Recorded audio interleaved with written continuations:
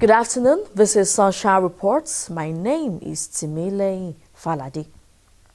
Although state government will continue to collaborate with security agencies for it to maintain its position as one of the safest states in the nation, Acting Governor Lucky Aiyedatiwa reiterated the position while playing host to the General Officer commanding 2 Division of the Nigerian Army at the Governor's office in Akure.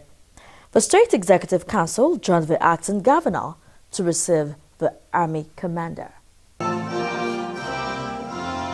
The General Officer commanding 2 Division, Major General Valentine Okoro's visit to Ondo State is part of familiarization visits as the 44th General Officer to his new division, which comprises the Southwest, North Central, and South-South, receiving the commander, Acting Governor Lucky Aiyedatiwa. While appreciating the visit, said Ondo State is unique due to its homegrown security outfit, the OMOTOSHO Corps, and assured that the Corps will continue to collaborate with sister agencies and the military to ensure adequate security in the state. We all know the contemporary security challenges we are having in Nigeria presently, which has also informed us to establish our own homegrown security outfit, because we believe that the security challenges we are facing in Nigeria cannot be taken care of just by one agency only.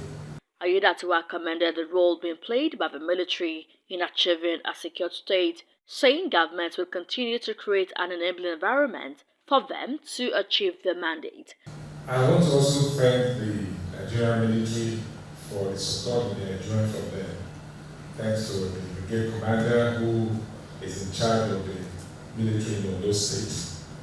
You know, our own security architecture is a bit unique because from other states, maybe you can find similar situation in Oyo State and Ekiti State, a bit of it in Osun State, but you might not see it in South-South and North Central, because we have a homegrown security outfit, Southwest Security Network, with name OMOTOSHO. That is our own homegrown security outfit that has been working with other conventional security agencies in Ondo State to ensure that lives and properties of our people in Ondo State are adequately protected. The General Officer commanding 2 Division, Major General Valentine Okoro, said he picked Ondo State for his first visitation in this division based on the uniqueness of the Sunshine State and for the support and cooperation the Nigerian Army has been enjoying in the state. He assured of continued maintenance of a secure environment in the state and urged residents to provide timely information to the Nigerian Army, which would help entrench security in the state. From the right side of the operational activities of the brigade, let's get to understand the operating environment, the challenges, and see how we can intervene to make them more efficient in the job we carry out here.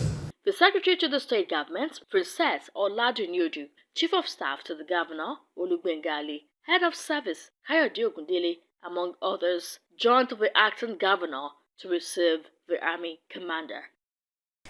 Residents of Akure, Ondo State capital, continue to lament over the deplorable state of their roads in some major communities of the state capital. According to them, the situation is taking its toll on their daily affairs, especially at this peak of rainy season. Omoriola Ngbeji visited some of these roads and now reports.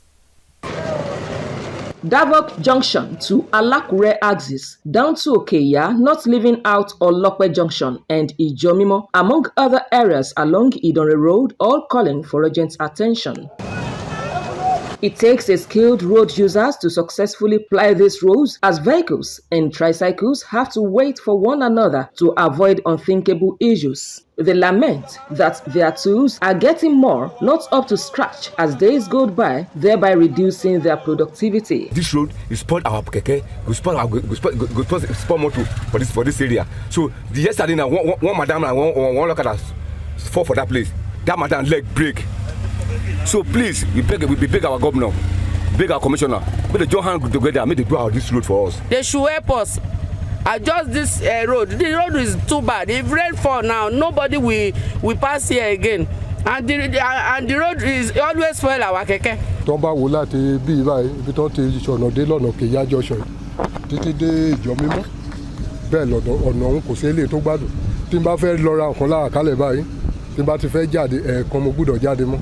The situation is not that different from the deplorable road headed to Oda town. Although the 4-kilometer dualized road being done in phases looks to have terminated at Weliweli Junction, government has promised to extend the project to Oda town. Olufom community and Orita Obele estate was also captured alongside other communities with bad road network. Reacting, Acting Permanent Secretary, Ministry of Works, Idowu Allen, said government is not relenting in fixing the roads, especially the ongoing dualization projects along Ijoka, saying all ongoing road projects are being monitored. In the case of Ijoka Road, as we speak now, of course, you agree with me that we are almost at the peak of the rainy season, and that invariably means that the kind of activities that the contractor can carry out is somewhat limited. But at the present moment, the contractor has been directed to go and make good the condition of the road in those areas where construction activities are yet to commence. While promising to quickly address the imminent situation, Mr. Allen sought residents' patience and cooperation with the contractors handling the projects for proper execution. The cost of construction is very high, and then there is no way government can carry out construction in every areas where construction is required. But I believe that with the kind of government we have in place, I'm very positive about these areas. He also confirmed that other areas like Orita Obele and Oke-Odu axis, which were almost cut off, have been attended to. Omoriola Humbeji, OSRC News. The House of Representatives has rejected a motion seeking to stop marketers from selling petrol at the new pump price announced on Tuesday by the Nigerian National Petroleum Company Limited, NNPCL. But the House resolved to investigate the hike by summoning NNPCL Group Managing Director, Mele Kyari, and the management of all marketers' firms. It also asked its other committee to propose palliatives to ameliorate the sufferings of Nigerians. During the debate on another motion, the House advised the federal government to revive its public mass and urban transit schemes to make the cost of commuting cheap. Meanwhile, the People's Democratic Party, PDP, has slammed the recent hike in the pump price of petrol. PDP, in a statement by its spokesman, Debo Olugwagba, said the increase of fuel from 534 naira to 617 naira per litre is extortion. The party, in a statement, insists that the 617 naira per litre of fuel is excessive, unacceptable, and cannot be justified under any guise, given the economic potential and prospect within the country. The PDP said the federal government should rather seek ways to stabilize and grow the economy. Wife of the President, Oluremi Tinubu, has urged female lawmakers of the 10th National Assembly to work together and remain teachable as they discharge their duties for the next 4 years.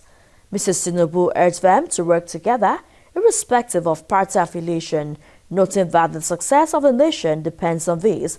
The wife of the president, who said this when she received female senators and members of the House of Representatives at the Presidential Villa, Abuja, encouraged female National Assembly members to remain committed to constituents and urged the women not to lose their femininity in the execution of their duties. Justice Iya Eko of the Federal High Court Abuja has threatened to issue a warrant of arrest against the suspended governor of Central Bank of Nigeria, CBN, Godwin Emefiele, over his failure to appear in court to explain the circumstances surrounding the $53 million judgment debt arising from the Paris Club refund. Justice Eko, who ordered Emefiele to appear at the next adjourned date, said he was mandated to exercise restraint in the proceedings to give the ex-CBN boss an opportunity to explain himself. The development occurred following an intervention by the counsel to Emefiele, Audu Anuga, who prayed for the court to give his client another opportunity due to the fact that they had been unable to reach him since the last order directing him to appear in court. Anuga told the court that Emefiele, who was suspended as CBN governor, had been in detention, adding that all efforts to reach him to communicate the directive of the court were unsuccessful. Justice Eko on October 20, 2022, ordered the CBN governor to appear in court on January 18 over his alleged refusal to obey the order of the court for the payment of a judgment debt in favor of a legal practitioner, Mr. Joe Agee.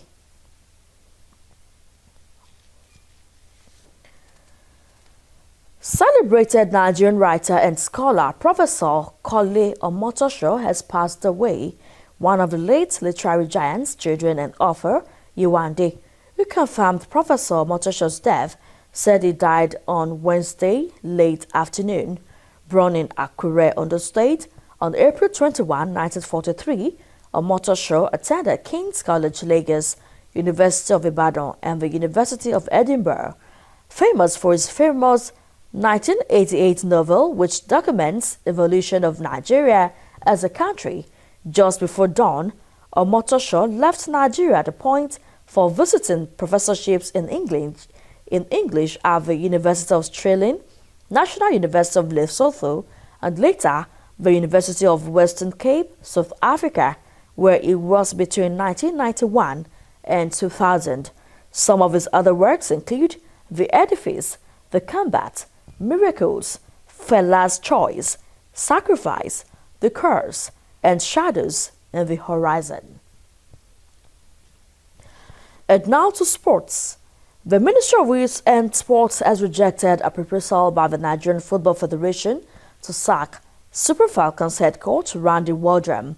Reports say Waldrum and NFF engaged in a bitter war of words in the build-up to the Super Falcons' preparation for the 2023 FIFA Women's World Cup, with the American tactician accusing the federation of lack of support, imposition of players, and misappropriation of funds.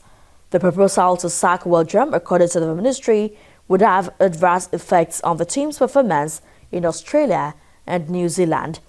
Waldrum will be in the dugout where the Super Falcons take on Canada in their opening fixture at the World Cup on Friday morning. The encounter at the Melbourne Rectangular Stadium will kick off at 3:30 a.m. Nigerian time.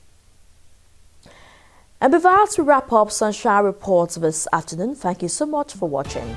I am Timileyin Falade.